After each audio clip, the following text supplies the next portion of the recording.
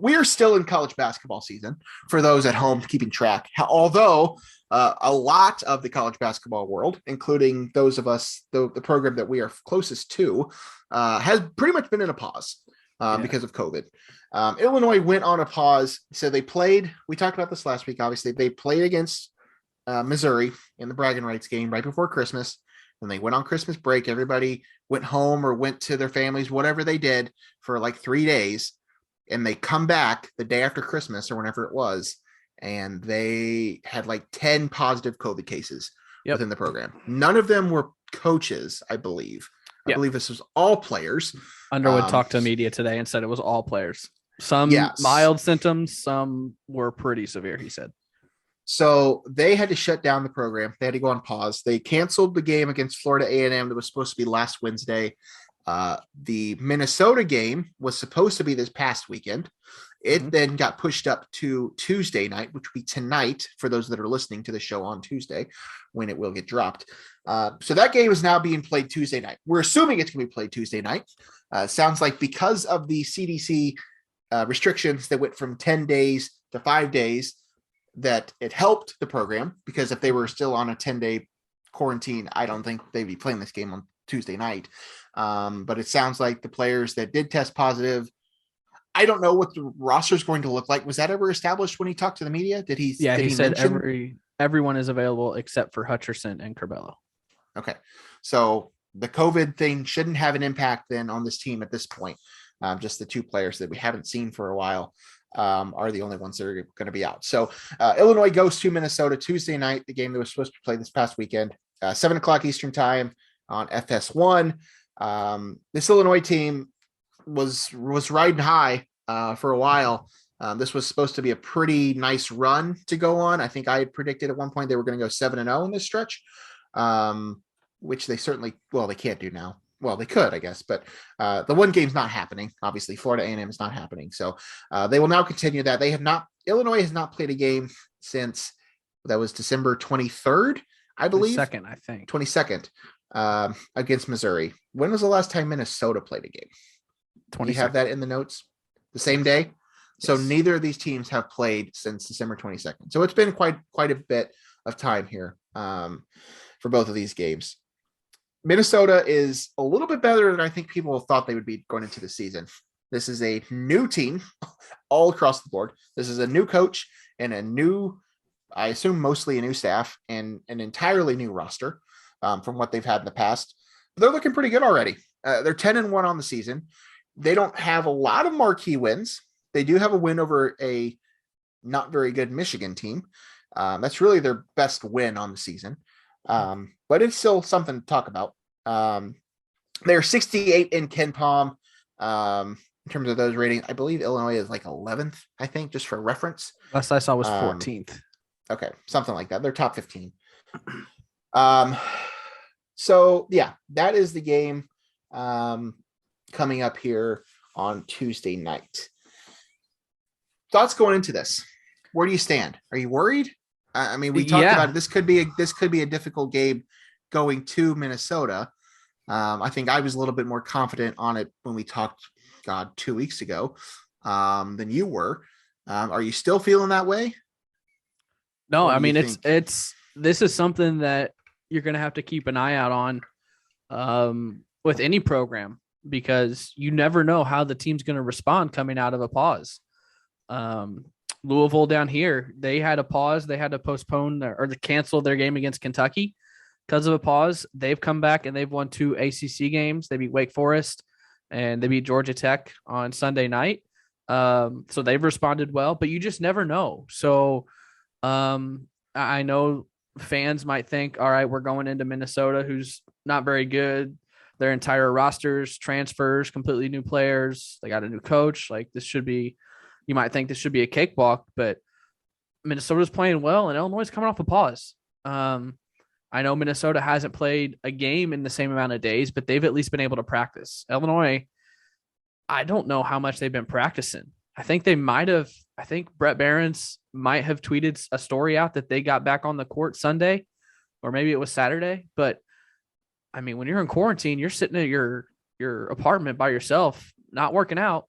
And on a 15-player roster, when 10 of your players test positive, you can't do anything. And we are not reporters here, but I'm not going to share any of the reporters' work. But the players that I saw that were available for practice aren't the key players. So the ones that were getting in the good work with the coaches aren't players that Illinois counts on. At least some of them aren't. So it could be tough. It could definitely be a tough game. The line might be out by now. Normally it comes out 24 hours before.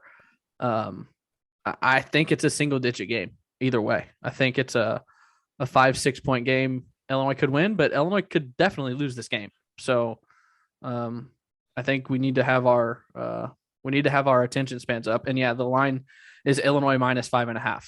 So right about where I just said, between 5 and 8 point game. So I'm a little concerned, but I think most programs are concerned when they're coming off a pause because you just never know. Yeah. This is absolutely the world we live in right now. Yeah. This is affecting everybody. So everybody's going to have to deal with these at one point or another. We'll just have to see. I think certainly on paper, Illinois is the better team here. Illinois, granted, their record doesn't show it. They have an All-American at center. They have players around him that have been shooting lights out before the pause. On paper, yes, this should be Illinois by 10. I don't think it'll be like that. I agree with you. I think it is probably a single-digit score. I do think. Hope I'm wrong. I do have confidence that Illinois will be fine and go on the win and go on the road and get a nice road win to improve to 3-0 in the conference. But that could certainly go the other way too. So let's just hope that's not the case. A little bit more on Minnesota. Jamison Battle is a transfer from George Washington. He's our leading scorer right now at just under 19 points and 6.5 rebounds a game. Peyton Willis, who has put up 16 points per game this season, is shooting 40% from three. He's now transferred. Is this correct? He went from Vanderbilt to Minnesota to the College of Charleston and then back to Minnesota. That's what his ESPN bio says. Interesting.